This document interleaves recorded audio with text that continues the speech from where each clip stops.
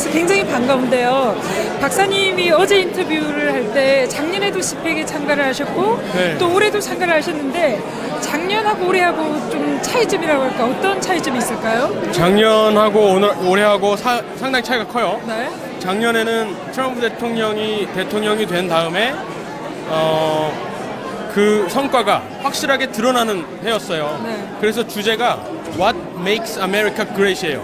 그러니까 지금 트럼프 대통령의 슬로건이 Make America Great Again인데 미국을 위대하는 게 무엇인가 그거를 주제로 얘기를 했어요. 그러면서 사실은 트럼프 대통령이 당선되면서 공화당이 굉장히 많이 분열이 됐거든요. 공화당이 아니라 보수가. 그런데 1년을 지나고 보니까 트럼프 대통령이 너무 잘하는 거야. 그래서 사실은 스펙에서 트럼프 대통령에 대해서 믿지 못했던 것에 대해서 약간은 반성하는 그런 분위기가 많았어요. 작년에는. 그래서 작년에는 트럼프 대통령을 어떻게 해서든 응원하고 잘하고 있다는 식으로 이렇게 결집을 시키는데 목적이 있었어요. 근데 올해는 확실히 달라진 게 일단 주제부터 아메리카 vs 소셜리즘이잖아요. 근데 그 이유가 뭐냐면 이 제목이 물어보니까 정해진 지 일주일도 안 됐대요. 계속 끝까지 고민하다가 이거를 딱 정한 이유가 뭐냐면은 지금 11월 달 대선이 있는데 민주당의 대선 후보로 지금 경선을 계속 치르고 있어요. 근데 지금 유력한 후보가 버니 샌더스예요. 네. 그러니까 완전 사회주의자고 뭐 대놓고 사회주의자이기 때문에 그래서 아메리카 vs 소셜리즘을 한 게 사실은 어마어마한 그 프레임 전략인 거예요. 그래서 그런 효과가 있을 것 같고 그리고 또 우리 입장에서는 사실은 중국을 상대로 하고 있고 북한도 그렇지만은 우리 대한민국 정부 사회주의 정부로 가는 그 정부를 상대하고 있기 때문에 이 주제가 또 저희한테도 되게 의미가 깊고 또 그런 측면으로 계속해서 이 미국 보수들을 설득해야 될 것 같아요. 네. 그리고 오늘 박사님께서 사실 K-PAC 세션에서 우리나라의 위기 상황, 그러니까 만약 한국이 붕괴되면 정말 이 국제사회에 미치는 영향이랄까요? 그 부분에 대해서 정말 저는 개인적으로 영어를 너무 잘하셔가지고 재미있게 들었는데 또 한국에 계신 우리 또 신의 한 수 독자들께 오늘 뭐 하신 메시지를 좀 한글말로 쉽게 또 말씀해 주시면 감사하겠습니다. 사실은 오늘 이제 발표 형식이라기보다는 그 토론 형식이어서 이제 질문의 한계가 있고 또 시간의 한계가 많아서 하고 싶은 얘기도 못했고 또 떨려서 많이 못한 것도 있는데요. 사실은 한국 상황에 대해서 너무 몰라요. 그래서 기본적으로 미국 보수가 알아듣기 쉽게를 설명하는 게 중요하다고 생각했어요. 그래서 그 사실 박근혜 대통령 탄핵 당한 것도 여러 가지 잘못된 정보 때문에 탄핵을 당한 거잖아요. 사실은 미국하고 대조하면 미국이 지금 트럼프 대통령이 탄핵을 당할 뻔한 거 그거랑 사실은 한국이 비슷하거든요. 그래서 만약에 트럼프 대통령이 이번에 상원에서 무죄 판결이 안 나고 진짜 임피치가 됐다고 생각해보고 그리고 갑자기 버니 샌더스가 갑자기 대통령으로 된다고 생각해봐라 이런 말을 하면서 지금 바로 그게 한국에서 2016년에 일어나는 일이다 이렇게 얘기를 하니까 그래도 이해를 하고 설마 그렇겠냐라는 또 이렇게 눈치를 주더라고요. 왜냐하면은 한국 하면은 북한하고 대조해서 생각하니까 무조건 당연히 번영하고 아시아에서 제일 빨리 성장하는 국가고 세계 9위 이렇게만 생각하고 삼성 이런 것만 아는데 한국이 어떻게 그럴 수가 있는가. 왜냐하면 북한이라는 반면교사가 그렇게 있는데 그런 거에 대해서 많이 의아해하더라고요. 그래서 제가 이제 하고 싶었던 말은 주사파 세력이나 이런 그 북한이 끊임없이 30-40년 동안 우리 대한민국을 전복하려고 했고 그거를 또 중국에서 지원을 계속 해왔고 당장 촛불 집회만 하더라도 중국의 개입이 지금 드러나고 있고 지금도 뭐 사실 계속해서 선거에 개입하려는 게 있기 때문에 그런 것에 공감을 할 거거든요. 왜냐하면은 미국 선거에 러시아가 개입하는 것이 미국한테는 큰 이슈이기 때문에 그렇게 중국이 우리 대한민국 선거에 개입하는 것에 대해서 이해를 할 거라고 생각을 해서 그런 얘기를 좀 했습니다. 근데 아무래도 그 미국 입장에서 한국을 바라보는 게 보수 입장에서 많이 달라요. 그리고 트럼프 대통령이 하는 것을 일단 무조건 줘야 되는 국내적인 입장이 있기 때문에 사실 우리 보수 입장에서는 트럼프 대통령이 김정은 만나고 한 게 상당히 배신감도 느끼고 많은 사람들이 분노를 했잖아요. 근데 이제 그런 것에 대해서도 저는 이제 한국 보수들은 그것 때문에 트럼프 대통령을 싫어하는 사람들도 많다 이런 얘기도 좀 솔직하게 했는데 그리고 그 김정은을 만나는 것 자체가 김정은의 위상을 많이 세워준다는 거. 그거를 근데 비즈니스맨이기 때문에 외교관이 아니라 만남 자체가 그런 큰 의미가 있는지 별로 생각을 안 하는 것 같아요. 그냥 만나서 자기가 손해보는 것만 없으면 괜찮다라고 생각을 하는 것 같아요.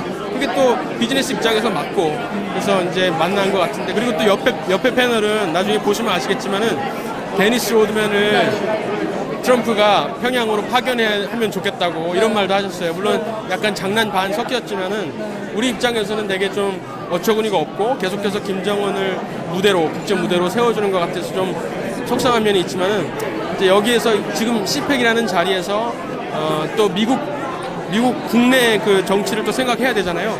그런 입장에서 보면은 트럼프 대통령이 하고 있는 것을 밀어주고, 왜냐하면 지금 상황에서는 트럼프가 아니면은 버니 샌더스 아니면은 더한 보수 지지자가 아닌 게 되기 때문에 계속해서 지지하고, 그래도 우리가 지켜보고 있다.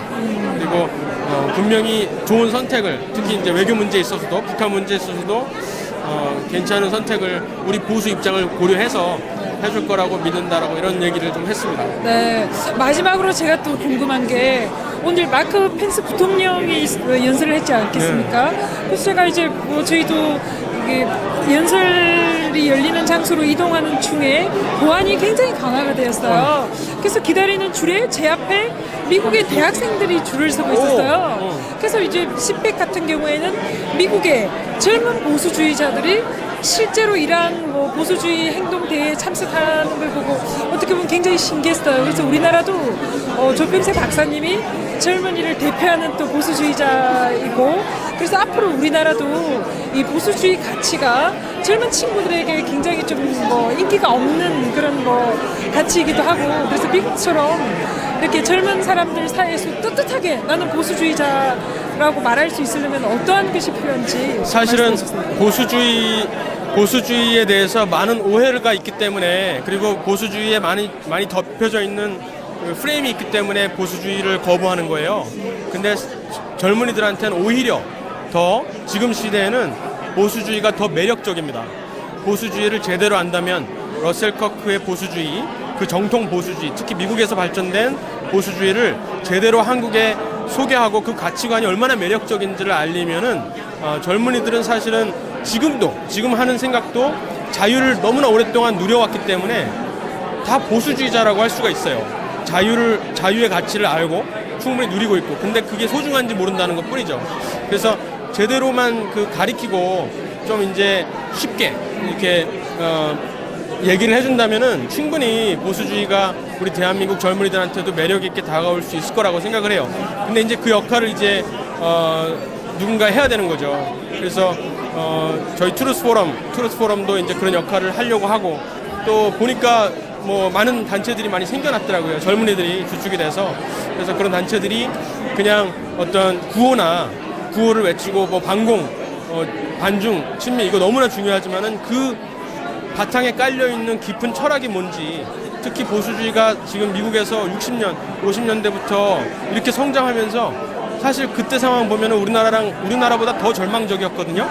실제로 정부에 우리나라에 지금 주사파가 장악한 것처럼 실제로 미국 정부의 소련 간첩들이 들어가 있었고, 지금보다 훨씬 더 절망적이었는데 이거를 어떻게 극복을 시키고 완전히 반대로 혁명을 일으켰는지를 연구해 보면은 굉장히 재미있는 사례들이 많아요. 그래서 베리 골드워터나 레이건 대통령이 탄생할 수 있었던 배경, 그 배후에는 사실 전부 다 젊은이였어요.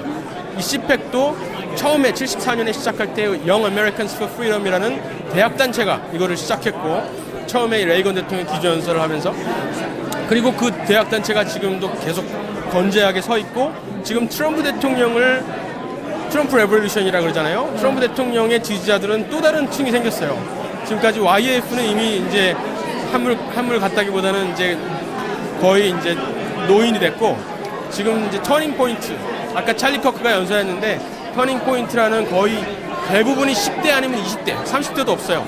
그 대표 자체가 20대고, 그 찰리 커크가 이끄는 터닝 포인트가 어느 보수 단체보다 가장 빨리 성장하고 있는 단체예요. 보수뿐만 아니라 민주당 좌파도 통틀어서. 그래서 그런 그 터닝 포인트의 사례들을 저희가 좀 보고 배우고 이렇게 했으면 좋겠어요. 터닝 포인트 같은 경우는 특히 미국에 국한되는 게 아니라 터닝 포인트 UK 얼마 전에 만들어졌고 터닝 포인트 캐나다, 터닝 포인트 이스라엘, 호주 이렇게 만들었거든요. 그래서 사실은 터닝 포인트 코리아도 좀 해달라고 좀 네. 부탁을 해볼까 네. 얘기를 하고 있어요. 작년에도 사실 만나서 그 얘기를 했었는데 네. 한국에 대해서 많이 모르더라고요. 네. 그래서 깊은 얘기는 못한 상태입니다. 박사님께서 좀 적극적으로 협업을 했으면 좋겠고 오늘 이렇게 장시간 동안 또 좋은 메시지 전해주셔서 정말 감사드립니다. 박사님. 감사합니다. 네. 너무 길게 말해가지고 아니, 막 신이 나가지고